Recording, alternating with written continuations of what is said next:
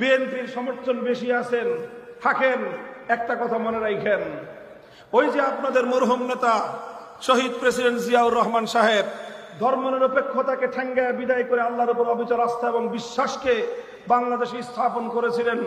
ওই আদর্শের উপর যদি বিএনপি করেন ভালো কথা, আর যদি ধর্মনিরপেক্ষতার দিকে এত পীড়িত দেখান আওয়ামী লীগ করেন। কথা পরিষ্কার, মুসলমানদের দেশে কুফরি মতবাদ, ধর্মনিরপেক্ষ মতবাদ, ভারতীয় রাজনীতির পচামাল মুসলমানদের বাংলাদেশে চলতে পারে না।